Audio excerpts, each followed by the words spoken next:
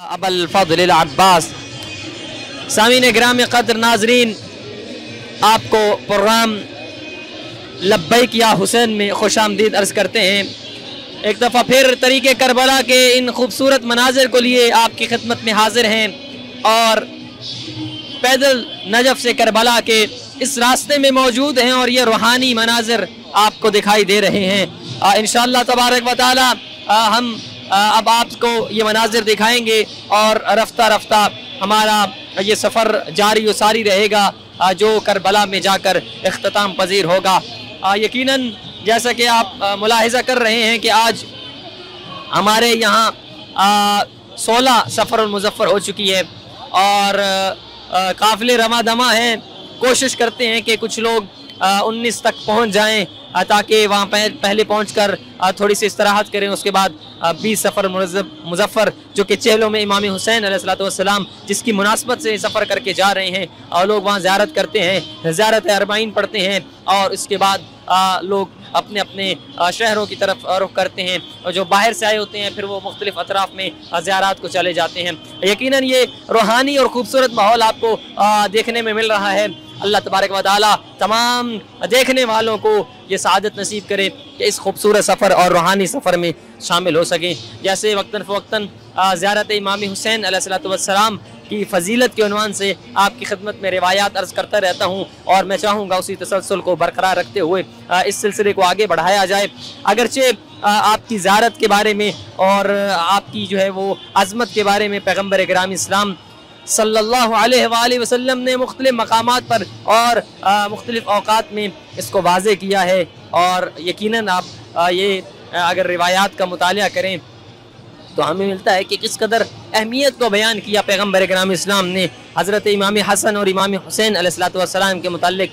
और वो ख़ास रिवायात भी मिलती हैं जो ख़ुद इमाम की शहादत के बारे में पैगम्बर ग्राम इस्लाम ने जो है वो बयान फरमाया कि इन्हें शहीद किया जाएगा और करबला के उस मैदान में दफन किया जाएगा। और फिर साथ में अज़मत भी बताई कि जो हुसैन इब्न अली की ज़ियारत को जाएगा किस कदर अज्र पाएगा, किस कदर सवाब हासिल करेगा।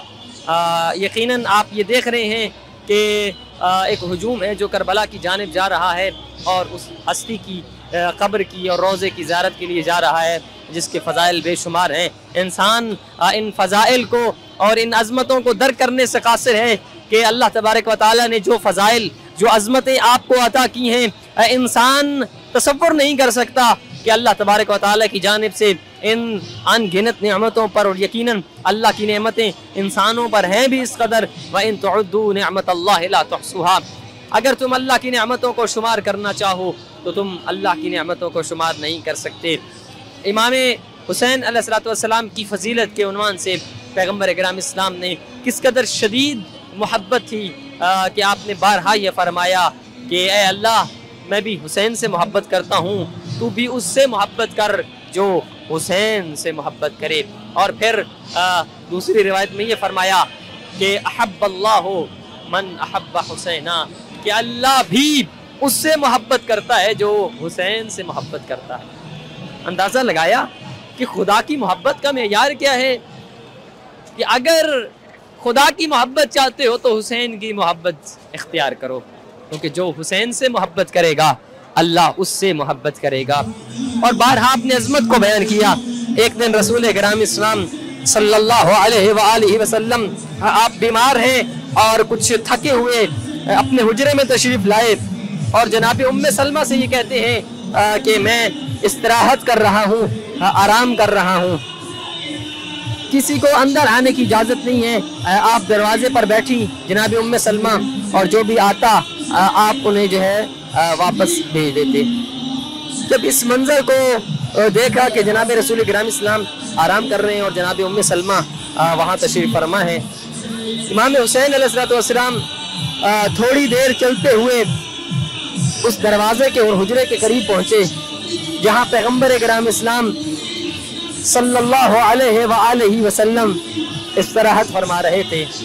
और जनाब उम्मे सलमा के करीब गए और कहा कि मैं नाना से मुलाकात करना चाहता हूँ, मैं अपने नाना से मुलाकात के लिए आया हूँ। जनाब उम्मे सलमा ने कहा कि पैगम्बर ग्राम इस्लाम सल्लल्लाहु अलैहि वसल्लम इस वक्त इस्तराहत कर रहे हैं और आराम कर रहे हैं, अभी किसी से मुलाकात नहीं कर सकते। जब ये जुमला कहा, इमाम हुसैन ने जनाब उम्मे सलमा को देखा और देखकर कहा, नानी जान मैं हुसैन हूँ, क्या मुझसे भी मुलाकात करने से मना किया है? तो फरमाया कि हाँ रसूलुल्लाह, अभी आराम कर रहे हैं, किसी से मिलना नहीं चाहते। जब यह जुमला कहा तो उसके बाद हुसैन इब्ने अली की आंखों से आंसू आए और वापस चलने का जैसे ही इरादा किया, रसूल ने पुकार के कहा, उम्मे सलमा क्या तुमने मेरे हुसैन को भी वापस कर दिया? जब ये जुमला कहा, या रसूलल्लाह आप इस्तराहत कर रहे थे, इसलिए मैंने जो है वो कहा कि शायद आप इस्तराहत कर रहे हैं, इसलिए मुलाकात नहीं हो पाई। जनाब उम्मे सलमा को देखा और रसूल ने फरमाया, ए उम्मे सलमा याद रख, बाकी और है, हुसैन और है। बाकी लोगों को हुसैन के साथ मत मिलाओ। हुसैन की अजमत तो वो है, हुसैन की फजीलत तो ये है कि जिस कदर इंसान इस्तराहत भी कर रहा हो, यकीनन जब थका होता है तो अपने जिस कदर उससे मोहब्बत होती है, फिर भी इंसान जब थकावट आ जाती है तो कोशिश ये करता है कि आराम करे और कुछ देर के लिए सो जाए। लेकिन ये मोहब्बत किस कदर कीमती मोहब्बत है हुसैन के साथ कि रसूल ने अपने आराम को एक तरफ रखा, हुसैन को अपने सीने पे लिटाया और लिटाने के बाद रसूल इकराम इस्लाम ज़ारो कतार रोए हैं, इस कदर रोए कि आपके आंसुओं से आपकी दाढ़ी भीग गई। जनाब उम्मे सलमा ने जब ये मंजर देखा, या रसूलल्लाह क्या हो गया, आप इस कदर गिरिया क्यों कर रहे हैं? जब ये जुमला कहा तो उस वक्त रसूल इकराम इस्लाम ने कहा, अभी थोड़ी देर पहले जिब्राइल आया और जिब्राइल ने आकर मुझे ये पैगाम दिया कि जिस नवासे से तुम्हें इतनी मोहब्बत है, इसे करबला के मैदान में तपती रेत पर ज़िबा कर दिया जाएगा और इसको शहीद किया जाएगा। 3 दिन तक कोई दफन करने वाला नहीं होगा, जिस्म पर कफन मौजूद नहीं होगा, न कफन होगा न दफन होगा। 3 दिन का भूखा प्यासा करबला की रेत पे ज़िबा कर दिया जाएगा। खुदा की कसम, ये जुमला कहा, उम्मे सलमा भी रोई और एजाज़ इमामत से पैगम्बर गिरामी इस्लाम ने हाथ बढ़ाया और करबला की खाक को जनाब उम्मे सलमा के हवाले किया और कहा, है उम्मे सलमा, इस खाक को संभाल के रखना, जब तक ये खाक खाक रहे समझ लेना हुसैन जिंदा है, जब ये खाक खून में तब्दील हो जाए तो समझ लेना मेरा हुसैन इस दुनिया से चला गया।